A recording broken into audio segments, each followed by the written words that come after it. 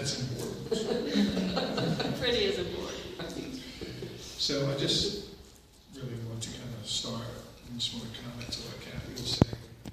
That idea of being in the moment and staying in the day is so very difficult, but I read something recently. This is from that time when Moses is called to lead the Israelites out of slavery. And he hears the voice of God saying, I'm calling you to this work. And Moses basically is saying, I'm not your guy. I don't know why you think I can do this. But if you want me to, who should I say sent me? Basically, upon whose authority am I supposed to do this? Then he hears the voice of God say, just tell him, I am told you to do this. And I recently read something somewhere where the person said it's an interesting idea to sit in because he doesn't say, I was. And the voice didn't say, I will be. I am is in the present. And that's where we find that connection to that which is within us. That's real. And the other parts are just illusion. So I started this talk 2 Sundays ago when I shared something from the book Breathing Underwater by Richard Rohr. And in the introduction to it, he basically outlines 4 spiritual truths that can transform our lives. The first was that we have to suffer to heal, that we typically aren't open to change unless things are so uncomfortable that we have to.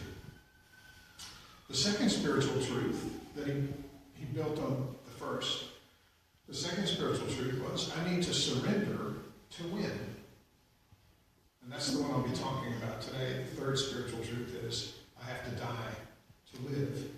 And the fourth is that I have to give it all away for me to keep it and get more. So surrender to win. It's an interesting idea because it's not a word we use in our vocabulary very often. Surrender. Because it denotes somehow that I lost. And we don't like to lose. We're a nation of winners. Certainly, John Wayne never raised a white flag in any of those movies I remember.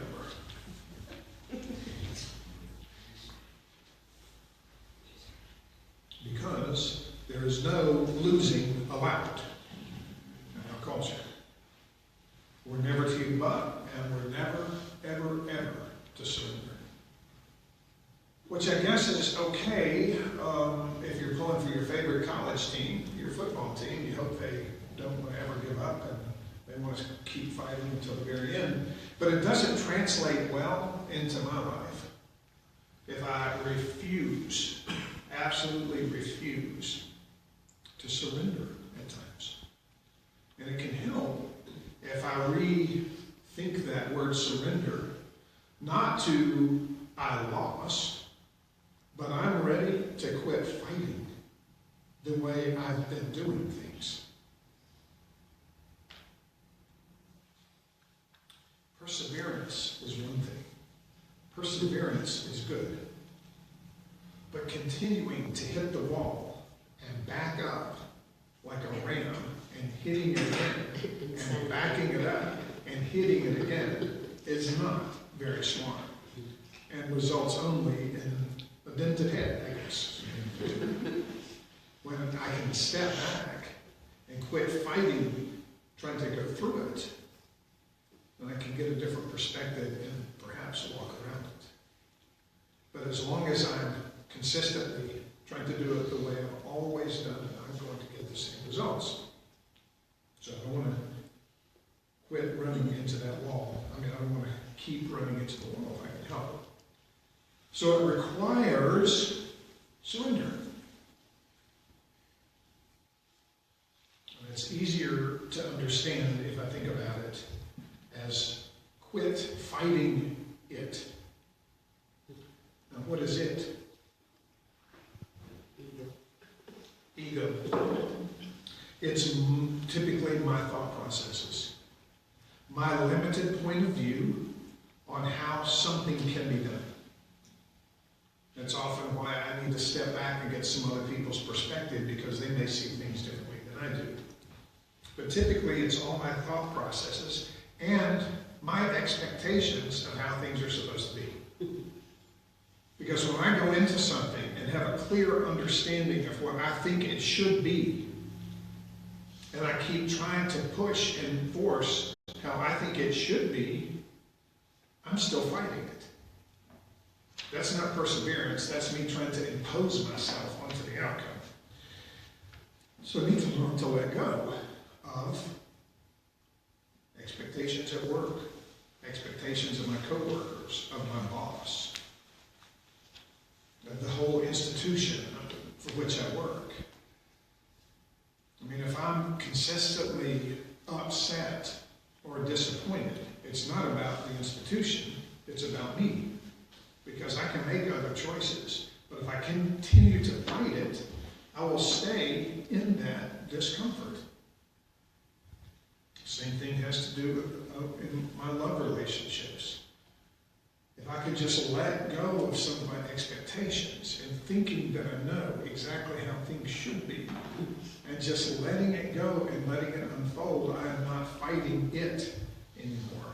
The same thing goes true with family relations. If only they would act a certain way. I have to be really careful not to fall into the phone ways. You've heard me say that before. If only they would act a certain way, I would be happy. Same goes for my friends. I certainly want them to treat me in certain ways and interact with me at certain levels, but at some point I need to recognize that they have their expectations that they're working through, and life gets significantly easier if I can let go of my expectations of them. And that's all part of the surrender process. This doesn't have anything to do with winning or losing. It has to do with letting go of outcomes. I know typically, when I need to surrender, physically, that manifests with me having a clenched jaw. Because I'm going to make this work. Or they are not doing things the right way. Or whatever. When I'm like this, it's time to surrender. And quit fighting. Now, another way it manifests for me, if my jaw's clenched, is there's a knot in my stomach. Because I'm worried it's not going to turn out the way I want it to. And I'm so nervous about the outcome being different than I have planned. In either case, whether I'm clenched like this or I'm all knotted up in my stomach, refer back to spiritual law. That we typically have to suffer before we begin to heal. Because when I'm like this, I'm suffering. Or when my stomach is knotted up, I am not in a good, content place. So I can look at those two manifestations, either a clenched jaw or my stomach's all knotted up, and know that I'm really tied in to the outcomes of something. And I may need to let go.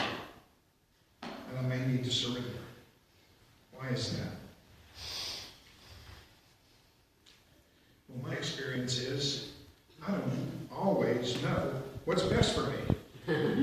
Even though I would be able to argue with some fervor that I do. And it can get me into real trouble because I'm trying to impose myself on the outcome. How many times have any of us been very disappointed about something that we thought we deserved, or disappointed about losing something we already had? And then over time, when we look back on it, we go, whew, boy, was that a good deal. I'm so glad that didn't happen, because it would have been real trouble, or it would have been very complicated, or I may have gotten way more than I was prepared for. So this idea that I never know in the instant, I may expect and think that I know what's best, but typically over time, things reveal themselves to me, and if they had turned out the way I planned them, I really would have made a mess of things. Raise your hand if you've ever experienced that on hindsight, looking back. It looks like it's a pretty universal experience. Only one or two people that do life really well didn't raise their hands. But the idea. You can't remember. That's funny.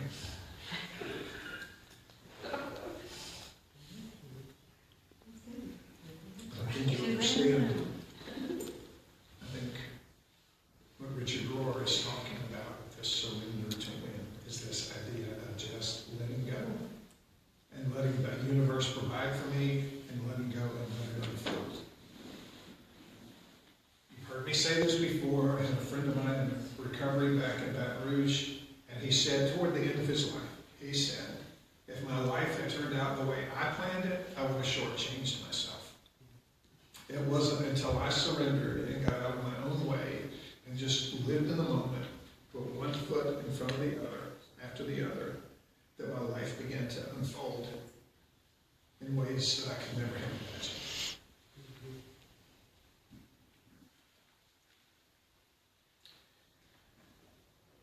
So the idea of surrender. But the second part of the spiritual truth is we surrender to win. So what does that do?